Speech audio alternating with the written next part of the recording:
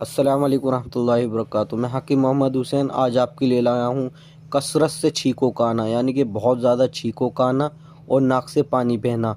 मौसम बदलने के साथ साथ ये अक्सर हो जाया करती हैं।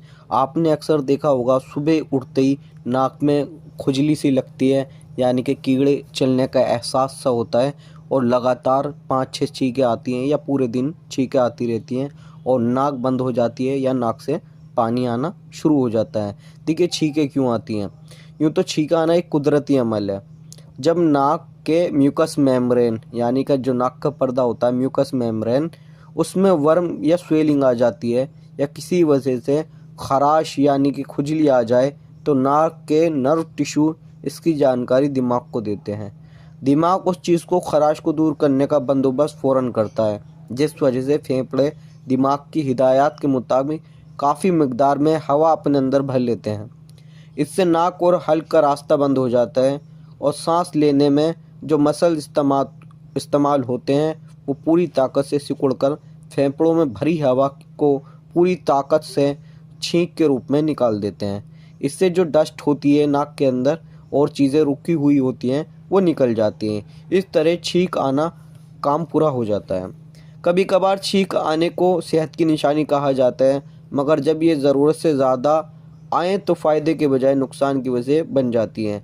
ज़्यादातर नाक के पर्दे पर वर्म सूजन के कारण ज़्यादा छींकें आया करती हैं। नाक के पर्दों की सूजन दूर करने के लिए हमदर्द कंपनी का रोगन गुल या रोगन कद्दू 2 से 3 कतरे नाक में डालने से ये सूजन दूर हो जाया करती है।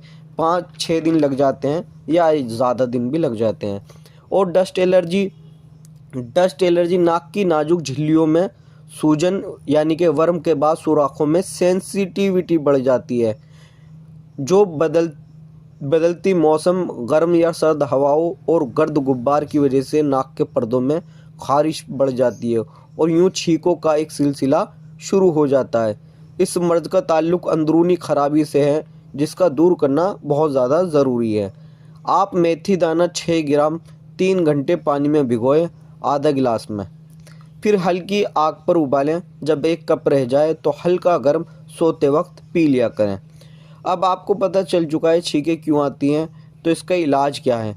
3 ग्राम बही दाना, 9 दाने सपिस्ता, 5 दाने उन्नाब आधा गिलास पानी में रात को भिगो दें और सुबह उबालें हल्की आग पर। जब आधा रह जाए तो इसको खाने के या नाश्ते के 1-2 घंटे बाद पी लें। इसी तरीके से सुबह को रखें और रात को पी लें। और अगर नाक में सूजन वगैरह हो तो तुख्म ख़त्मी 5 ग्राम, खुब्बाज़ी 5 ग्राम सुबह को रखें और रात को उबाल करके छान करके पी लें। अगर नाक से ज़्यादा पानी बहता है, हाथ पैर ठंडे रहते हैं या आपकी इम्यूनिटी बहुत ज़्यादा कमज़ोर है जिसकी वजह से बार बार आपको नज़ला ज़ुकाम होता है, तो ये कैप्सूल बना लीजिए। लौंग 1 तोला, दालचीनी 1 तोला, जावित्री 2 तोला और मुसब्बर 4 तोड़ा यानी कि एलवा बढ़िया कंपनी का ओरिजिनल वाला लें और इसका पाउडर बना करके इसको 500 mg में कैप्सूल में भर लीजिए और सुबह शाम 1 कैप्सूल लीजिए। इससे जो आपकी इम्यूनिटी कमज़ोर है, बार बार आप बीमार होते हैं, नज़ला ज़ुकाम होता है, दिल घबराता है, हाथ पैर ठंडे रहते हैं, मौसम बदलते ही मामलात बिगड़ जाते हैं, वो आपकी दूर हो जाएगी इंशाअल्लाह। अस्सलाम वालेकुम व रहमतुल्लाहि व बरकातुहू।